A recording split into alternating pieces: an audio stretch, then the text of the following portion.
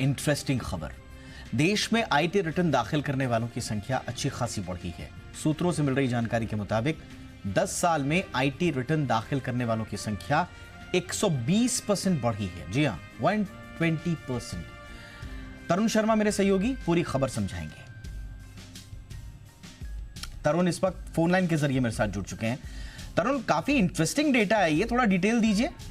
बिल्कुल दीपक, आपने सही कहा कि काफी इंटरेस्टिंग डेटा है इनकम टैक्स का। और इसमें जो पर्सनल इनकम टैक्स के जो लोग हैं जो फाइलिंग करते हैं उनकी तो बढ़ोतरी हुई ही है, साथ में जो कंपनीज की भी बढ़ोतरी हुई है। 10 साल पहले तकरीबन 7 लाख कंपनीज थी जो इनकम टैक्स रिटर्न भरती थी, जो अब बढ़कर तकरीबन 11.5 लाख हो गई है।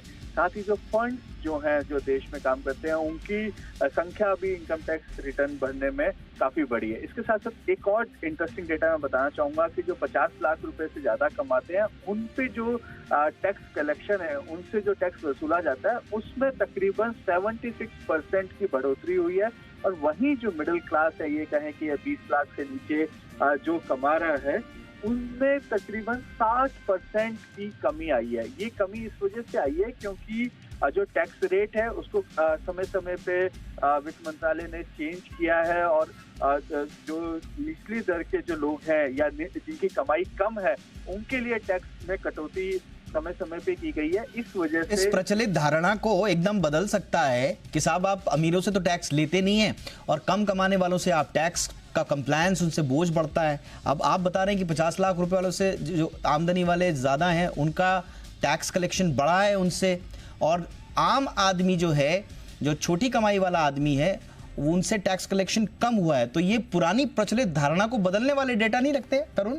बिल्कुल दीपक, आप बिल्कुल सही कह रहे हैं कि ये जो ट्विटर पे जो या कहीं के जो नैरेटिव सेट करने की बात होती है कि जो ज्यादा कमाता है वो कम टैक्स देता है और जो कम कमाता है वो ज्यादा टैक्स देता है, उसको बिल्कुल दरकिनार करते हैं। इसी वजह से डेटा के साथ जो हमारे सोर्सेज है उन्होंने बताया है कि 50 लाख रुपए से जो ऊपर कमाते हैं उन पे 76% बढ़ोतरी हुई। और जो 20 लाख से नीचे कमाते हैं, यदि नॉमिनल जीडीपी को यदि या इन्फ्लेशन को इसमें से माइनस कर दें तो तकरीबन उनको 40% कम टैक्स देना पड़ रहा है बड़ों के मुकाबले। तो ये एक जो एक नैरेटिव है उसको यहाँ पे इनकम टैक्स डिपार्टमेंट बताना चाह रहा है कि जो कम कमाने वाले लोग हैं वो कम टैक्स देते हैं और जो ज्यादा कमाने वाले लोग हैं उनसे ज्यादा टैक्स वसूला जाता है। और ये जो टैक्स वसूलने का जो तरीका है वो भी जो एक बात है कि पिछले साल तकरीबन 18 लाख करोड़ का बजट एस्टिमेट था,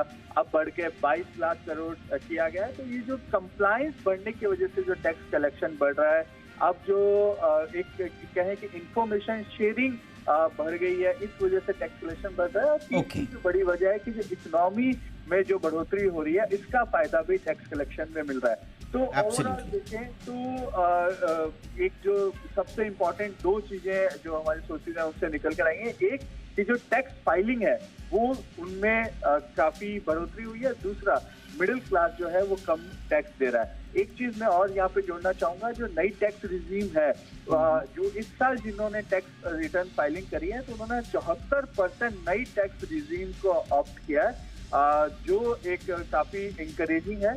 केवल 26% लोग ही ऐसे हैं जिन्होंने ओल्ड टैक्स रिजीम में अपनी टैक्स फाइलिंग की। एब्सोल्युटली।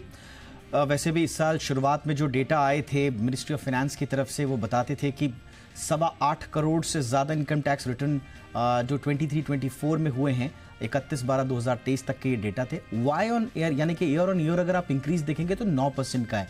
थोड़ा सा इसको बढ़ाने की भी और आवश्यकता है, लेकिन ये जो डेटा आया है ये काफ़ी इंटरेस्टिंग है। और देखते हैं कि टैक्स कलेक्शन का जो दायरा है वो किस तरह से आगे बढ़ता है और जो जेन्युइन लोग हैं उन्हें कम टैक्स देना पड़े, और जो वाकई में टैक्स का दोहन कर रहे हैं पूरे सिस्टम का, वो ज़्यादा से ज़्यादा इसके दायरे में आए, इसी उम्मीद के साथ शुक्रिया तरुण शर्मा इस तमाम जानकारी के लिए।